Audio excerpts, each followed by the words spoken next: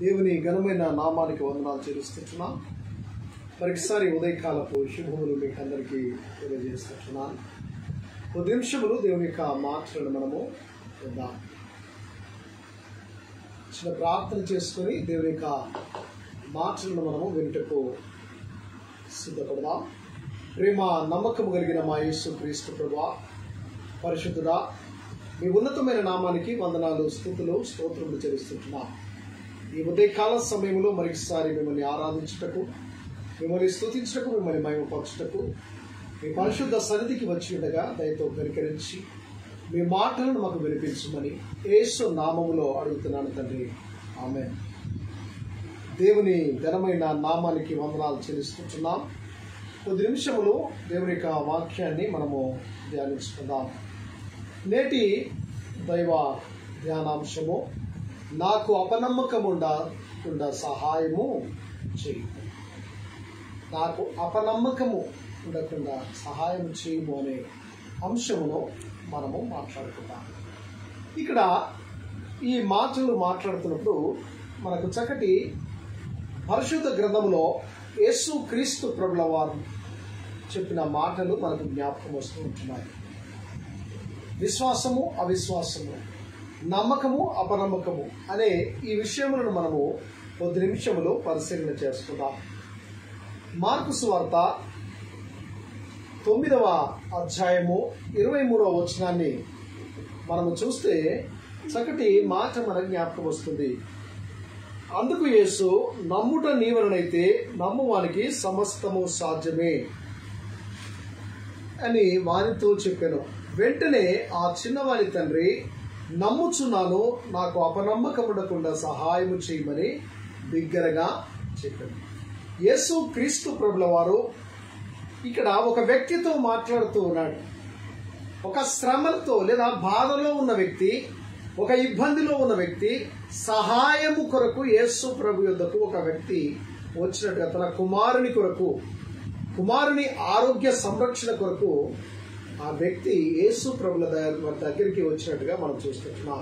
ఆయన ఎవరు అనగా, ఒక మూగ దయ్యము పట్టిన వాని కుమారుని నీ యొద్దకు తీసుకొని వచ్చి, నా కుమారుని మూగ దయ్యము పట్టి ఉన్నది. ఈ మూగ దయ్యము వాణ్ణి పట్టుకొని ఉన్నది గనక వానికి ఎక్కడ రక్షణ లేదు లేదా విడుదల లేకుండా వాని జీవితంలో చాలా శ్రమ వాడు పొందుతూ ఉన్నాడు నా కుమారుడు.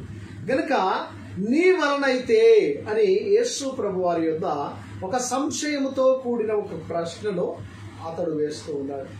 నీ వలన నా కుమారుని స్వస్థపరచడం ఏమైనా జరుగుతుందా? మీరేమైనా స్వస్థపరచగలరా అని యేసు క్రీస్తు ఒక జీవాధిపతిని లేదా రక్షకుని యొద్దకు ఆయన వచ్చి అడుగుతూ ఉన్నట్టుగా మనం చూస్తున్నాం. ఆ సందర్భంలో యేసయ్య మాట్లాడుతున్నాడు ఏంటంటే, నమ్ముట నీ వలనైతే నమ్మువానికి సమస్తము సాధ్యం. నీవు నమ్ముచున్నావా నా వలన ఈ స్వస్థత జరుగుతుందని? నీవు విశ్వసిస్తున్నావా? నీవు వచ్చిన దగ్గర లేదా నీవు ఎవరి దగ్గరికి వచ్చావో వారి ద్వారా నీ కుమారునికి విడుదల కలుగుతుంది అని, అదయం నుంచి విడుదల కలుగుతుందని, సంరక్షణ కలుగుతుందని నీవెప్పుడైనా విశ్వసించావా? నమ్ముట నీ వలనైతే నమ్మువానికి సమస్తము సాధ్యమని వానితో చెప్పాను. ఈ సందర్భంలో ఆయన చెప్తూ ఉంటున్నాడు. అప్పుడు ఆ మూగదయ్యం పట్టిన వాని కుమారుడి యొక్క తండ్రి ఆయన ఏమంటున్నాడంటయ్యా, వెంటనే ఆ చిన్నవాని తండ్రి, నమ్ముచున్నాను, నాకు అపనమ్మకం ఉండకుండా సహాయము చేయమని బిగ్గరగా చెప్పాను. నేను నమ్ముచున్నాను ప్రభువా, నాకు అపనమ్మకము కలగకుండా, అవిశ్వాసము నాలో చోటు చేసుకోకుండా, అపనమ్మకము నా హృదయములో దాగి ఉండకుండా, నా ఆలోచనలో ఉండకుండా నాకు మీరు సహాయం చేయండి. చక్కటి విజ్ఞాపన.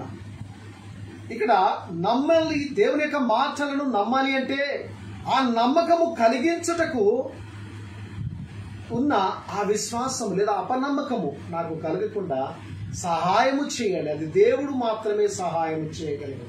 దైవాధీనములోనే ఆ మాట దాగి ఉన్నట్టుగా మనం చూస్తుంటున్నాం. ఈ లోకంలో ఎవరు కూడా నమ్మకాన్ని పుట్టించలేరు, కానీ దేవుని మాటలు, దేవుని యొక్క క్రియలు, అవి దేవుని యొక్క శక్తివంతమైన మాటలు అవి నమ్మకమును పుట్టించగలవు. నాకు అపనమ్మకము కలగకుండా సహాయము చేయమని దేవుని అర్థిస్తున్నట్టుగా మనం చూస్తుంటున్నాం. ఈ 17 నుంచి 25 వచనాలు మనం చూసినప్పుడు ఇక్కడ చక్కటి సంభాషణ మనకు కనబడుతుంటుంది. ఈ మూగ దయ్యము పట్టిన వారి యొక్క పరిస్థితిని మనం ఆలోచన చేస్తే, దయ్యము పట్టిన వారి యొక్క లక్షణాల్లో కొన్ని లక్షణాలు చూస్తే ఇక్కడ మనం చదువుతున్న వాక్య భాగములు మనకు కనబడుతూ ఉంటున్నాయి. వాటి ఏమంటే 9వ అధ్యాయం 20 వచనం అంటాడు, వారు ఆయన యొద్దకు వారిని తీసుకుని వచ్చిరి. దయ్యము ఆయనను చూడగానే వారిని విలవిలలాడించను కనుక వాడు నేలపడి నురుగు కార్చుకొనుచు పొరలాడుచుండెను. ప్రియమైన దేవుని బిడ్డలారా, వారు ఆయన యొద్దకు, యేసు క్రీస్తు యొద్దకు వారిని తీసుకుని వచ్చినట్టుగా మనం చూస్తుంటున్నాం. దీనికి పూర్వముగా ఆయన శిష్యుల యొద్దకు, యేసు క్రీస్తు ప్రభుల వారి యొక్క శిష్యుల యొద్దకు వీరిని తీసుకుని వచ్చారు. ఎప్పుడైతే ఈ యొక్క మూగ దయ్యం పట్టిన వారిని శిష్యుల యొద్దకు తీసుకుని వచ్చారో, వారు ప్రార్థించినప్పుడు వారి వలన ఈ స్వస్థత జరగలేదు. వారు ఈ స్వస్థతను చేయలేకపోయారు. అందుకే ఆ కుమారుని యొక్క, చిన్నవాని యొక్క తండ్రి యేసు ప్రభుల వారి దగ్గరికి వచ్చి, నీ వలన అయితే అని అడుగుతున్నాడు. ఎందుకంటే నీ శిష్యులు లేదా నిన్ను వెంబడించేవారు ఈ కార్యమును చేయలేకపోయారు. ఎంత దుఃఖకరం మనం ఆలోచన చేయాలి. దేవునితో 3.5 సంవత్సరాల అనుభవం ఉంది. ఆయనతో ఆయన చేసిన అద్భుతాలు, ఆశ్చర్య కార్యాలు వారు చూశారు. వారు ఎన్నెన్నో మాటలు, దేవుని యొక్క అద్భుతమైన మాటలు విన్నారు. యేసయ్యను వెంబడిస్తూ ఆయనతోనే కలిసి జీవిస్తూ ఉన్నారు. అట్టి వారి జీవితంలో ఎక్కడో ఒక మూల అపనమ్మకం ఉంది. వారిలో, శిష్యులలో కూడా అపనమ్మకం ఉన్నట్టుగా మనం చూస్తుంటున్నాం. ఈ మూగ దయ్యాన్ని మనము వెళ్ళగొట్టగలమా అని వారిలో వారు అనుకున్నారేమో, లేదా వారి అవిశ్వాసము బట్టి వారు ఆ దయ్యమును వెళ్ళగొట్టలేకపోయారు. వారు వెళ్ళగొట్టలేకపోయారు గనక ఇక్కడ ఈ యొక్క చిన్నవారి తండ్రికి సంశయము వచ్చినట్టుగా మనం చూస్తుంటున్నాం. ప్రియా స్నేహితులారా, కొన్నిసార్లు ఆయనను విశ్వసించిన నిన్ను బట్టి, నన్ను బట్టి దైవ నామము అపకీర్తి పాలు అవుతున్నదేమో జ్ఞాపకం చేసుకోండి. నా పరిస్థితులు, నీవు దేవుని యొద్ద ఏ విధంగా జీవిస్తూ ఉన్నావు, నేను దేవునితో ఏ సాంగత్యాన్ని కలిగి ఉంటున్నావు. ఎందుకంటే దేవుని యొక్క క్రియలు మనల్ని బట్టి, ఆ క్రియలు ఈ లోకంలో ఏ విధముగా వెల్లడవుతూ ఉన్నాయి. క్రైస్తవుడు అని పేరు పెట్టుకొని ఇష్టానుసారమైన జీవితాన్ని జీవిస్తూ వ్యర్థమైన ఆశలతో, ఆలోచనలతో క్లబ్బుల్లో, పబ్బుల్లో తిరుగుబోతుగా తిరుగుతున్న నిన్ను నన్ను ప్రజలు చూసి యేసు క్రీస్తును నమ్మలేకపోతున్నారు. ఎందుకంటే క్రైస్తవులు అంటే వీరు క్రైస్తవుల ఇలాంటి పరిస్థితిలో ఉన్నారని యేసు క్రీస్తు పైన సంపూర్ణ విశ్వాసము ఉంచలేకపోతున్నారు. ఇక్కడ శిష్యుల యొక్క పరిస్థితిని బట్టి ఇతడు తన యొక్క గురువును లేదా యేసు క్రీస్తు ప్రభుల వారిని ఆయన సంశయించినట్టుగా మనం చూస్తున్నాం. ఇక్కడ చూస్తే ఈ దయ్యము పట్టిన వ్యక్తిని మనం ఆలోచన చేసినప్పుడు వాడు ఆయన యొద్దకు రాగానే, యేసు క్రీస్తు ప్రభుల వారి యొద్దకు ఆ చిన్నవాడిని తీసుకొని రాగానే ఆయనను చూడగానే అది విలవిలలాడించింది, గజగజలాడించింది. పిల్లవాడు కొట్టుకుంటున్నాడు.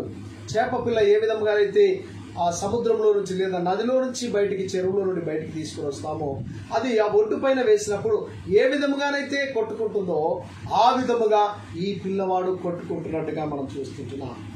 నేలపడికి నురుగు కార్చుకొనుచు పొరలాడుచుండెను. విలవిల కొట్టుకుంటున్నాడు. నోట్లో నుండి నురుగు కార్చుకొని నేల మీద పడి కొట్టుకుంటున్నట్టుగా మనం చూస్తుంటున్నాం. ఇది మొదటి లక్షణం. దయ్యము పట్టిన వారి యొక్క లక్షణాల్లో వాడు కింద పడ్డాడు, విలవిలలాడుతూ ఉన్నాడు. రెండవదిగా నురుగు కార్చుకొనుచు పొరలాడుచూ ఉన్నట్టుగా మనం చూస్తుంటున్నాం. ఇది 9వ అధ్యాయం 20వ వచనంలో మనం చూస్తూ ఉంటాం. ఇక్కడ 9వ అధ్యాయము మార్కు సువార్త 22వ వచనం మనం చూస్తే, అది వాని నాశనము చేయవలనని తరచుగా అగ్నిలోను నీళ్లలోనూ పడద్రోయును. ఇక్కడ అది యొక్క తన కుమారుని యొక్క తండ్రి చెప్తున్నాడు, అయ్యా వాని నాశనము చేయుటకు, నా కుమారుని ప్రాణము తీయుటకు, లేదా వాని యొక్క జీవితంలో ఏ ఆశలు లేవు, ఇది వాడిని పట్టుకొని విలవిలలాడిస్తూ ఉంది, నురుగు కార్చుకొని కింద పడుతూ ఉన్నాడు. రెండవ లక్షణం ఏంటంటే అది వాని నాశనము చేయవలనని తరచుగా అగ్నిలోను నీళ్లలోనూ పడద్రోయిస్తూ ఉన్నది. అగ్ని ఉందంటే దాంట్లో పడవేస్తుంది, నీళ్ళలో పడద్రోస్తుంది. నా కుమారునికి ప్రాణహాని ఉంది, అతడు బ్రతకడము చాలా కష్టముగా ఉంది అని ఆ కుమారుని లేదా తల్లిదండ్రుల యొక్క వేదన మనకు కనబడుతూ ఉంది. అయ్యో నా కుమారుని పరిస్థితి బాగలేదు, నన్ను స్వస్థపరచండి, నా కుమారునికి విడుదల కావాలని శిష్యులు ఎదుర్కొచ్చారు వచ్చారు. కానీ శిష్యుల వలన ఆ కార్యము జరగలేకపోయినట్టుగా మనం చూస్తుంటున్నాం. 26వ వచనంలో చూస్తే 3వ లక్షణము, అప్పుడు అది కేక వేసి వాని విలువలాడించి వదిలిపోయాను, అంతటా వాడు చచ్చిన వాని వలె ఉండిన గనుక అనేకులు వాడు చనిపోయి అంటున్నారు.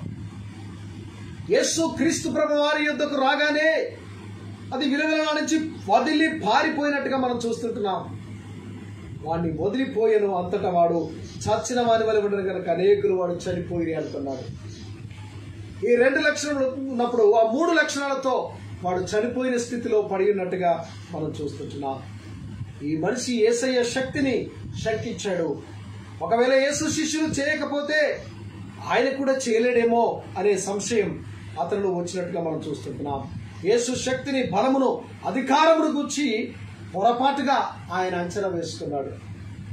ఆయన అద్భుతములు చేయగల దేవుడు, లేదా చచ్చిన వారిని లేపగలవాడు, దురాత్మలను వెళ్ళగొట్టగలవాడు, ఒక అధికారముతో ఆయన ఈ లోకంలోనికి వచ్చాడు. ఆయన దైవ కుమారుడు లేదా మెస్సియాని ఆయన గుర్తించలేకపోయినట్టుగా మనం చూస్తూ ఉంటున్నాం.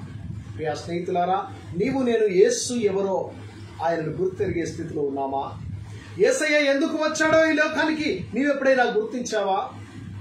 ఆయన మన పాపములు, మన శాపములను తొలగించుటకు, ఈ దురాత్మ సంబంధమైన క్రియలను బంధించుటకు, సాతాను శోధనలను ఎదిరించగల సామర్థ్యమును మనకు ఇచ్చుటకు యేసు ప్రభుల వారు పరలోకములో నుంచి భూలోకంలోనికి వచ్చి ఉంటున్నారు.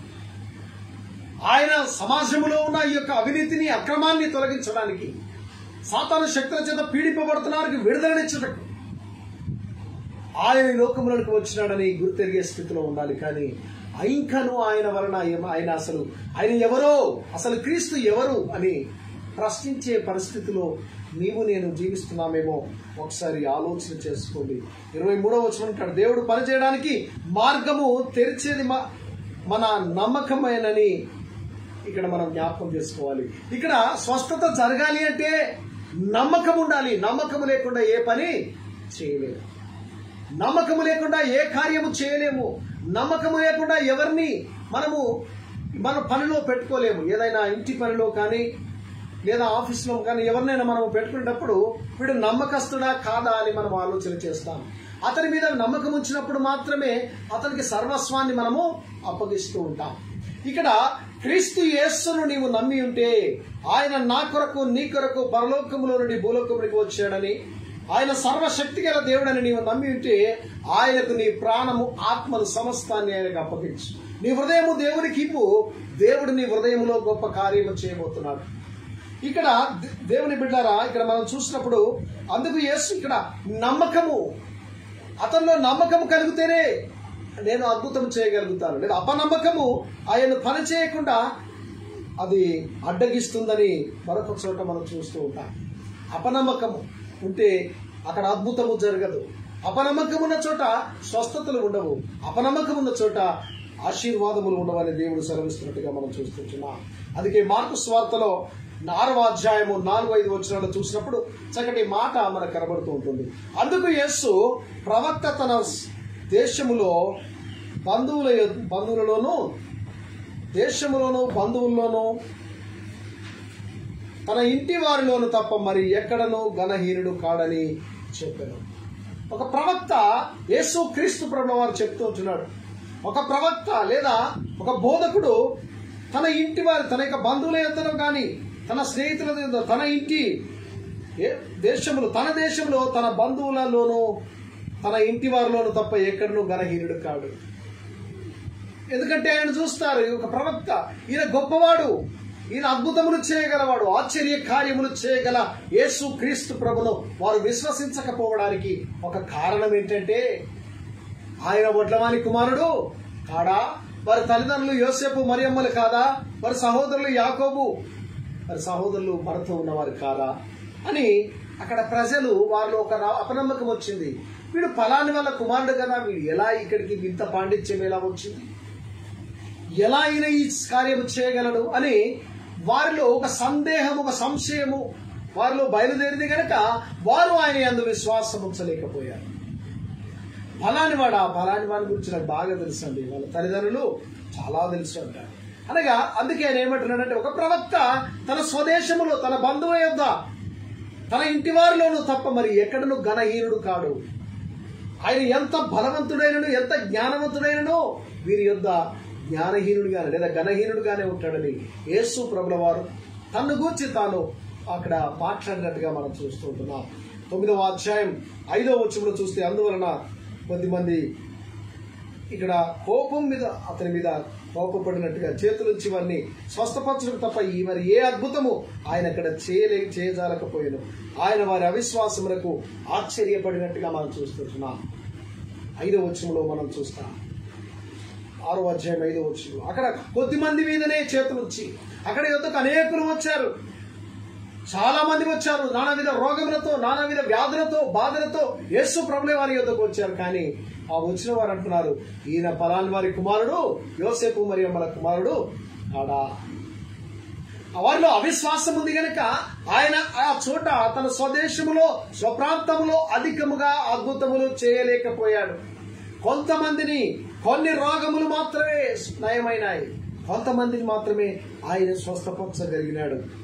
అందుకంటే వారి అవిశ్వాసమునకు ఆయన ఆశ్చర్యపడినట్టుగా మనం చూస్తుంటున్నాం. ఎందుకంటే మత్తయి సువార్తలో మనం చూస్తాం 13వ అధ్యాయము 54 నుండి 58 వచనాలు చూస్తే, స్వదేశములో ఆ నజరేతు పట్టణములో యేసు క్రీస్తు ప్రభుల వారు తను తిరుగుతూ ఉన్న ప్రాంతంలో ఆయన అద్భుతములు చేయలేకపోయాడు. ఎందుకంటే వారు ఈయనని ఎరిగిన వారు, వీరి తల్లిదండ్రులను ఎరిగిన వారు, వీరి సహోదరులను ఎరిగిన వారు కనుక వీరికి పాండిత్యము ఎక్కడి నుండి వచ్చింది. యేసు క్రీస్తు ప్రభువైన వారు విశ్వాసం ఉంచలేకపోయారు. మేము స్వస్థత పొందుతామనే ఒక నమ్మకము వారిలో కొదవగా ఉన్నట్టుగా మనం చూస్తుంటున్నాం. అనేకమైన అద్భుతములు చేయలేదు ఆయన, అద్భుతములు చేయలేక వెనుదిరిగినట్టుగా మనం చూస్తుంటున్నాం. మనుషులకు తాను చేయగానే మేలు చేయడానికి వారి అపనమ్మకము ఆటంకముగా ఉన్నట్టుగా మనం చూస్తుంటున్నాం. దేవుడు నిన్ను స్వస్థపరచడానికి ఆయన సిద్ధంగా ఉన్నాడు. కానీ నీలో విశ్వాసము లేక నీ జీవితంలో అద్భుతము జరగట్లేదు. నీవు దేవుని ప్రార్థిస్తున్నావు, ఆరాధిస్తున్నావు, దేవుని స్తుతిస్తున్నావు, కానీ నీ హృదయంలో నమ్మకము లేదు. నీవు స్తుతించినది, నీవు కోరినది నీకు కలుగుతుంది అని, నీవు అడిగింది దేవుడు నీకు ఇస్తాడనే ఒక విశ్వాసము దృఢ నిశ్చయిత నీ జీవితంలో, నా జీవితంలో ఉండలేకపోతుంది. అడుగుతున్నాం, ప్రభా నాకు సహాయము చేయండి, నా కుటుంబ పరిస్థితులను బాగు చేయండి, నా హృదయ ఆరోగ్య పరిస్థితులను బాగు చేయండి, లేదా నాకు కష్టాల్లో ఉన్నాను, శ్రమల్లో ఉన్నాను, ఇబ్బందుల్లో ఉన్నాను, అప్పుల బాధలో ఉన్నాను, లేదా ఆర్థిక పరిస్థితులు చితకబడి ఎవరు నాకు సహాయం చేయలేని పరిస్థితిలో ఉన్నాను, నీవు మాత్రమే నాకు సహాయం చేయగలవు అని ప్రార్థన చేస్తున్నావు. కానీ ఆ ప్రార్థన కొరకు కనిపెట్టి విశ్వాసములో పొదిగే జీవితం నీలో లేకుండా ప్రియ స్నేహితుడా, నీవు విశ్వాసములో పొదుగుతున్నావా? దేవుని యందు నమ్మిక ఉంచుతున్నావా? ఆయన అంటున్నాడు, అడుగు నీకు ఇవ్వబడును, వెతకండి మీకు తట్టుడి మీకు తీయబడును. అడుగు ప్రతి వానికి ధారాళంగా ఇచ్చుటకు యేసు క్రీస్తు ప్రభువారు సిద్ధంగా ఉన్నారు. తన గుప్పిలు పిప్పి ఆకాశపు వాకిళ్లు తెరిచి విస్తారమైన దీవెనలతో నేను మీ పైన కుమ్మరిస్తాను అని దేవుడు సెలవిస్తున్నాడు. ఆకాశము తెరుస్తానన్నాడు. అన్ని గొప్ప దీవెనలండి, గొప్ప ఆశీర్వాదం. దేవుడు ఆశీర్వాదములు మన పైన విడుదల చేస్తే అవి పట్టజాలనంత విస్తారం, దాన్ని ఆపుకోలేము, దాన్ని దాచుకోలేము. అంత విస్తారంగా నీ సరిహద్దులను, నీ కుటుంబాన్ని, నా కుటుంబాన్ని దేవుడు దీవించడానికి సిద్ధంగా ఉన్నాడు. మనము చేయాల్సింది ఒకటే, దేవుని యందు విశ్వాసం ఇచ్చి అపనమ్మకము మీ జీవితంలో జరగకుండా నమ్మకముతో క్రీస్తు సన్నిధిలో కూర్చోండి, నమ్మకముతో ప్రార్థించండి, నమ్మకముతో ప్రభు సహాయం చేయమని ఇక్కడ తన చిన్నవారి కుమారుడు అంటున్నాడు, ప్రభా నాకు అపనమ్మకము కలగకుండా సహాయము చేయండి. మనము ప్రార్థించేటప్పుడు కూడా, తండ్రి నేను నమ్ముతున్నాను ఈ విషయం, లేదా నీవు నా జీవితంలో అద్భుతము చేయగలవని ఆ శక్తి లేదా ఆ నమ్మకము నాకు కలుగునట్లు నాకు అపనమ్మకము రాకుండా నీవు సహాయము చేయి ప్రభువా అని ఎప్పుడైనా ప్రార్థిస్తున్నావా? లేదా దేవుని యందు విశ్వాసము కలిగి ఉన్నావా? ఆయన నా కొరకు ఈ సిలువలో బలియాగము చేసి నా రక్షణ కొరకు ఆయన తన ప్రాణమును బలిదానము చేశాడని ఎప్పుడైనా విశ్వసించావా? ప్రియ నేస్తమా, ఒకసారి ఆలోచన చేసుకుని అపనమ్మకము రాకుండా విశ్వాసముతో దేవుని యందు భక్తిగా ఉండండి. దేవుడు మీ జీవితాలలో అనేక అద్భుతములు చేయడానికి సిద్ధంగా ఉంటాడు. రెండవదిగా చూస్తే మత్తయి సువార్త 9వ అధ్యాయంలో 23 నుండి చూస్తే మనకు ఒక స్త్రీ కనబడుతుంటుంది. 12 సంవత్సరములు రక్తస్రావము గల రోగముతో బాధపడుతున్న ఒక స్త్రీ. ఈమె 12 ఏళ్ళు బహు తిప్పలు పడినట్టుగా మనం చూస్తుంటున్నాం. రక్తస్రావము కలిగి అనేక డాక్టర్లను లేదా అనేక వైద్యులను ఈమె సంప్రదించి ఉండవచ్చు, ఎక్కడెక్కడో తిరిగి ఉండవచ్చు. ఎందుకంటే 12 సంవత్సరాల నుంచి తన రక్తస్రావముతో అనేకులకు దూరముగా, సమాజానికి దూరముగా, కుటుంబానికి దూరముగా ఆమె ఎన్ని బాధలు పడుతుందో ఎవరికి చెప్పుకోలేక ఆ వ్యక్తిగత సమస్యతో సతమతమవుతూ తన బలహీనమైన శరీరంతో ఆమె ఎన్ని బాధలు పడిందో మనకు తెలియదు. కానీ ఆమె ఒకరోజు యేసుక్రీస్తు ప్రభుల వారు ఆ దారిన వెళుతున్నాడని చూసింది. యేసయ్యను గూర్చి వింది. యేసయ్య నా జీవితంలో అద్భుతము చేయగలడనే విశ్వాసం ఆమె జీవితంలో ఉంది. ప్రియ స్నేహితుడా, ఆమె విశ్వాసము బలముగా ఉంది. ఆమె ఏమంటుందంటే ఏ విధముగానైనా ఆమె ఒక ఆలోచన చేసుకుంది. ఏ విధముగానైనా ఈ రోజు నేను యేసు క్రీస్తు ప్రభువారిని కలుసుకోవాలి, ఏ విధముగానైనా ఆయనను నేను తాకాలి. గొప్ప విశ్వాసం. యేసయ్య నన్ను తాకాలని నేను అనుకోలేదు, కానీ యేసయ్యను నేను తాకాలి. ఆయన వస్త్రపు చెంగు ముడితే చాలు నా జీవితంలో స్వస్థత కలుగుతుంది అని ఆమెకు ఒక ఆలోచన కలిగినట్టుగా మనం చూస్తుంటాం. 23 నుండి 29 వచ్చిన వరకు చక్కటి మాట ఉంటుంది. ఆమె దారిలో పోతున్న యేసయ్యను వెంబడించింది. జనసమూహము బహుగా ఉన్నారు, ఒకరిపైన ఒకరు పడుతూ ఉన్నారు. ఎవరిని ఎవరు గుర్తించలేని పరిస్థితిలో ఉన్నారు, ఎవరిని ఎవరు తాకుతున్నారో తెలియని పరిస్థితిలో ఉన్నారు. కానీ ఆ స్త్రీ యేసు క్రీస్తు ప్రభును వెంబడిస్తూ ఉంది. ప్రియా స్నేహితుడా, అలాంటి విశ్వాసము క్రైస్తవ జీవితములో నీవు నేను కలిగి ఉన్నామా? అపనమ్మకము లేకుండా విశ్వాసంతో బయలుదేరింది. నేను యేసయ్యను తాకాలి, ఆయన వస్త్రపు చెంగును మాత్రం ఉంటే చాలు నా జీవితంలో స్వస్థత కలుగుతుందని ఒక గొప్ప విశ్వాసం ఆ స్త్రీలో ఉన్నట్టుగా చూస్తుంటున్నాను. ఆమె యేసయ్యను ఆమె చూచి ఆమె ఉంటుంది, ఆమె వెంట ఆయన వెళుతూ ఉన్నాడు. ఆయన వెంట ఆమె వెళుతూ ఉంది. వెళుతూ ఉన్న సమయంలో ఒక చోట ఆమె ఆయన వస్త్రపు చెంగును ముట్టినట్టుగా మనం చూస్తున్నాం. వెంటనే ఆ వస్త్రపు చెంగును ముట్టగానే యేసయ్య వస్త్రములో స్వస్థత ఉంది, ఆయన మాటలో శక్తి ఉంది, ఆయన యొక్క అడుగులో స్వస్థత ఉంది, ఆయన వాక్కులో శక్తి ఉంది. ప్రియ స్నేహితుడా, ఆ శక్తివంతుడైన దేవుణ్ణి నీవు సంశయిస్తున్నావా? ఆలోచన చేయి. సంశయాన్ని వదులుకో, యేసు వైపు చూడు. నీ జీవితము బాగుపడుతుంది. నీకు కావలసిన ఆశీర్వాదములు దేవుడు ఇవ్వబోతుంటున్నాడు. ఈ ఉదయకాలం ఈ దినం దేవుడు నీకు దీవెనలు దేవుడు ఇవ్వబోతుంటున్నాడు. యేసయ్య గురించి ఆమె వింది, యేసయ్య గురించి తెలుసుకుంది, యేసయ్యను కలుసుకోవాలని ప్రయాణం చేస్తుంది. ఆయన వస్త్రపు చెంగును ముట్టింది. గొప్ప విశ్వాసంతో ముట్టినట్టుగా మనం చూస్తున్నాం. ప్రియ స్నేహితుడా, 23వ వచనం మాత్రం చూస్తే చక్కటి మాట ఉంటుంది. 12 సంవత్సరములు యేసు వెనుకకు తిరిగి ఆమెను చూచి, కుమారి ధైర్యముగా ఉండము, నీ విశ్వాసము నిన్ను బాగుపరచనని చెప్పగా ఆ గడియ నుండి ఆమె బాగుపడెను. యేసయ్య చూశాడు.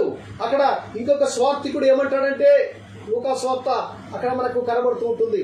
ఆయన ఏమంటాడంటే, నా చెంగును తాకిన వారు ఎవరు? నా ప్రభావం నాలో నుండి బయటికి వచ్చి వారిని తాకింది అని అంటాడు. అనగా యేసయ్యను ఈ ప్రభావం వెళ్ళి, ఆయనలో నుంచి ప్రభావం వెళ్ళి ఆమెను ముట్టినట్టుగా మనం చూసుకుంటున్నాం.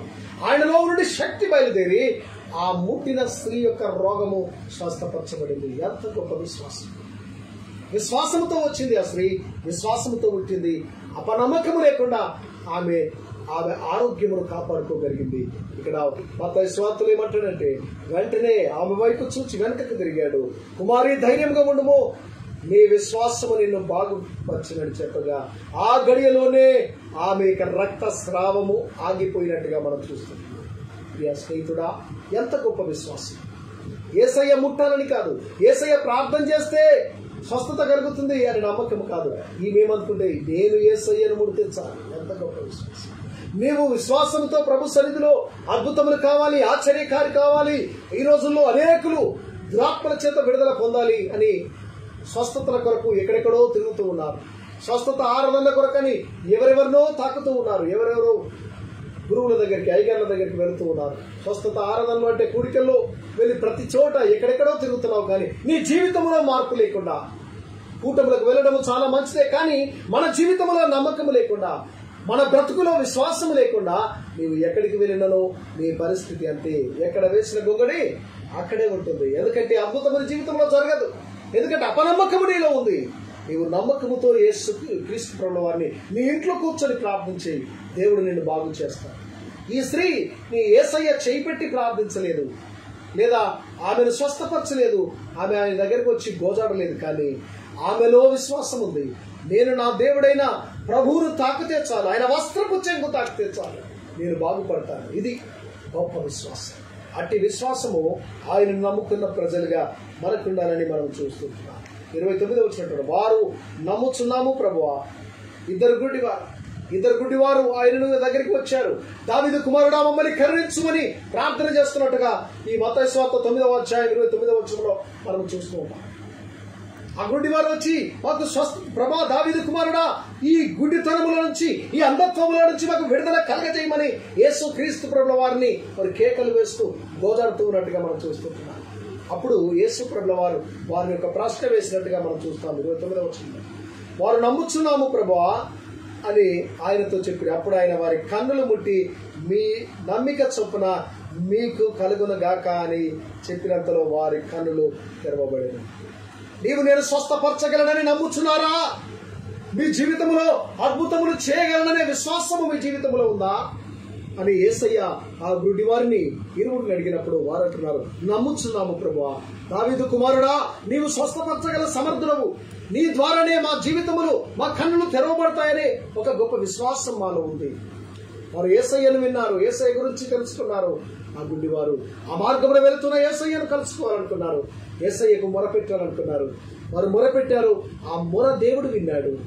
ఆ మొరకు ఆయన విడుదలను కలుగజేశాడు. మీ నమ్మిక చొప్పున, ఇక్కడ అంటున్నాడు, మీ నమ్మిక చొప్పున మీకు కలుగునుగాక అని చెప్పినంతలో వారి కన్నులు తెరవబడినని మత్తయి సువార్త 9వ అధ్యాయం 29వ వచనంలో, మార్కు సువార్తలో వారికి కనబడుతుంది. ప్రియ దేవుని బిడ్డలారా, మన జీవితాల్లో మనము ఏ విధముగా క్రీస్తు ప్రభును వెంబడిస్తూ ఉన్నాం, ఏ విధముగా మన జీవితాల్లో దేవుని అనుగుణంగా మనము నడుస్తూ ఉన్నాం ఒకసారి ఆలోచన చేసినందుకు యేసు, మీరు విశ్వాసము కలిగి సందేహించకుండి, ఎవడు అంజూరపు చెట్టును జరిగిన దానిని చేయుట మాత్రమే కాదు, ఈ కొండను చూచి నీవు ఎత్తబడి సముద్రంలో పడవేయబడదు గాక అని చెప్పినలా అలాగూ జరగనని మీతో నిశ్చయముగా చెప్పుచున్నాను. ఇక్కడ ఒక ఉపమానము చెప్తున్నాడు తన శిష్యులు. అంజూరపు చెట్టు గురించి వారు చూసినప్పుడు ఆయన అంటున్నాడు, ఇంతే కాదు కానీ మీరు విశ్వాసముచ్చితే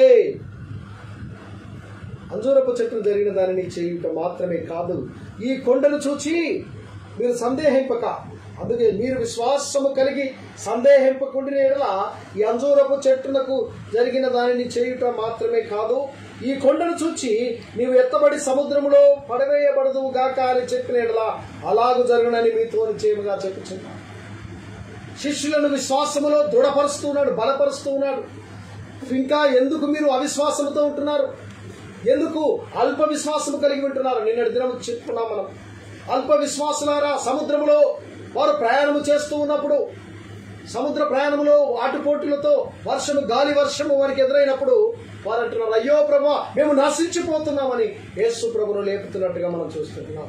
ఆయన అంటున్నాడు, అల్ప విశ్వాసులారా, ఎందుకు మీరు సంశయిస్తున్నారు, ఎందుకు మీరు బాధపడుతున్నారు అని గాలిని, వానను, నీళ్లను గద్దించినట్టుగా మనం చూస్తున్నాం. యేసయ్య మాటలో శక్తి ఉందని వారు గ్రహించలేకపోయారు. వారు అంటున్నారు, ఈయన ఎవరో, ఈయనకి ఈ గాలి, ఈ నీరు లోబడుతుంది అనే ఒక సంశయం వారి జీవితంలో కలిగినట్టుగా మనం చూస్తున్నాం. అందుకే ఆయన అంటున్నాడు, ఈ కొండను చూసి, అక్కడ కొండను చూపిస్తున్నాడు, ఈ కొండను చూసి సముద్రంలో పడదు గాక అని చెప్పినట్లా అలాగూ జరుగును. అట్టి విశ్వాసము నేను కలిగిన ఆవగినంత విశ్వాసము తెచ్చాను, ఈ కొండను సముద్రంలో పడబట్టే పడుతుంది. స్నేహితులారా, ఒక అమ్మ అనుకుందట, ప్రతిరోజు ఆమె ఒక కొండను ఎక్కి ఆమె పోయి అక్కడ పాలు పోసి వచ్చేదట. ఈ పాల వ్యాపారం చేస్తూ ఆమె జీవనము గడుపుతూ ఉండేది. ఆమె ఒక దినము ప్రతిరోజు నిత్యము ఆ కొండ ఎక్కి దిగడము, అక్కడికి పోవడము, పాలు పోసి మళ్ళీ కొండ ఎక్కాలా, ఇంటికి రావాలి. ఈ ప్రతిరోజు అలసిపోతున్న సమయంలో ఒకరోజు అయ్యగారు ప్రసంగం చేస్తున్నాడటమ్మా, నీకు ఆవగింజంతా లేదా కొంచెం విశ్వాసం ఉంటే చాలు, నీవు దేవుని యందు నమ్మకం ఉంచితే ఈ కొండను తీసి సముద్రంలో పడిపోనంటే కొండ పడిపోతుంది అని ఆయన బోధ చేస్తున్నాడట. అట్టి బోధ విని ఇంటికి వచ్చిందట. ఇంటికి వచ్చి విశ్వాసంతో మంచి స్నానం చేసింది. రాత్రి దినం మంచిగా భోజనం అయిన తర్వాత ప్రార్థన చేస్తుంది, అయ్యా ఈ కొండ నాకు దినానికి ప్రతిరోజు అడ్డుగా వస్తుంది, ఈ రోజు ఈ గుట్ట ఎక్కాల, కొండ ఎక్కాలా, కొండ దిగాల, నేను పాల వ్యాపారం చేసుకొని మళ్ళీ కొండ ఎక్కి రావాలంటే అలసిపోతున్నాను కనుక ఈ కొండ నీవు వెళ్ళి సముద్రంలో పడదుగాక అన్నాడు. ఎందుకంటే ఈ కొండ తొలగిపోతే నేను మంచిగా నడుచుకుంటూ పోవచ్చు, నాకు దగ్గర ఉంటుంది ఆ ఊరు, ఈ కొండ చుట్టూ పోవాలా లేకుంటే ఇది ఎక్కిపోవాల్సిన పరిస్థితి నాకు ఎదురవుతుంది కనుక ఈ కొండ నుంచి నేను లోపలికి పోవాలని ఆమె ఆలోచన చేస్తుంది. ఆలోచన చేసుకుని రాత్రంతా ప్రార్థన చేస్తుంది, ప్రభా ఈ కొండను తొలగించండి, ఈ కొండ పోయి సముద్రంలో పడదుగా, కానీ మీరు సెలవిచ్చినావు కనుక ఈ కొండ సముద్రంలో పడాలి అని ప్రార్థన చేస్తూ చేస్తూ మెల్లగా కళ్ళు తెరిచి చూస్తుందట. ఇది నిజమేనా, అసలు ఈ కొండ పోయిందా ఉందా అని ఒక అవిశ్వాసం, ఆమె అపనమ్మకం బయలుదేరింది. చూసినప్పుడు ఆ కొండ అక్కడే ఉందట. అప్పుడు ఆమె ఉందట, అయ్యో నేను ముందే అనుకున్నాను, ఎందుకంటే ఈ కొండ ఎడబోద్ది, ఏదో అందరూ అన్ని విధాలుగా చెప్తుంటారు కానీ ఈ కొండ కదులుతుందా, ఈ కొండ పోదు సముద్రంలో పడదు, మీరు వట్టిగా ఇంతసేపు ప్రార్థన చేశారని సంశయం. ఇది విశ్వాసం అంటే ఆమెలో ఉంది, అల్ప విశ్వాసం ఉంది. అసలు ఈ కొండ పోతుందా అని అవిశ్వాసమే ఆమె జీవితంలో మొదటిగా పుట్టింది. ఆ అవిశ్వాసము కలిగి విశ్వాసం ఉన్నట్టు అక్కడ ఆమె ప్రార్థన చేసింది, కానీ ఆ ప్రార్థన జీవితంలో విశ్వాసము లేకుండా పోయింది. ఇక్కడ రక్తస్రావం కలిగిన స్త్రీ విశ్వసించింది, రక్తపు చెంగును ముట్టింది, స్వస్థత కలిగింది. ఈమెలో అవిశ్వాసం, అపనమ్మకము మొదట పుట్టింది.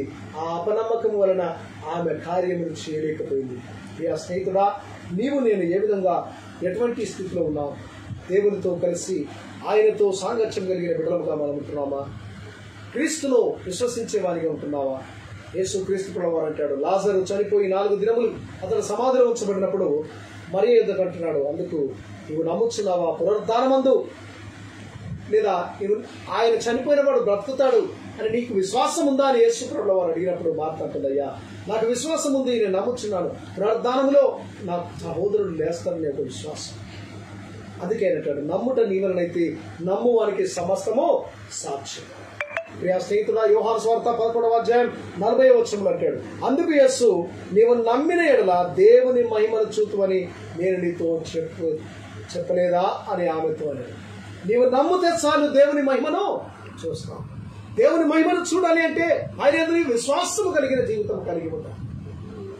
ఆయన అద్భుతములు చేయగల సమర్థుడు, ఆశ్చర్యకార్యాలు చేయగల సమర్థుడని నమ్మాలి. ఇక్కడ లాజరు చనిపోయిన లాజరు 4 దినములు కుళ్ళు పెట్టిన ఆ శవమును యేసు ప్రభుల వారు పేరు పెట్టి పిలవగానే లేచి వచ్చినట్టుగా మనం చూస్తున్నాం. ఆయన నమ్మితే చాలు అద్భుతములు జరుగుతాయి. నువ్వు నమ్మేలా దేవుని మహిమను చూతువని సెలవిచ్చిన దేవుడు ఈరోజు నీతో నాతో కూడా సెలవిస్తున్నాడు. నీవు నమ్మితే దేవుని మహిమను చూస్తున్నావు. అపనమ్మకము కలిగి ఉంటే నీవు ఏ కార్యము చేయి. అందుకే ప్రభు సన్నిధికి వచ్చి, ప్రభా అపనమ్మకము కలగకుండా నాకు సహాయం చేయమని ప్రార్థించే బిడ్డలుగా మనం ఉండాలి. అట్టి కృప పరిశుద్ధాత్మ దేవుడు మనకు అనుగ్రహించుగాక. ఆమేన్.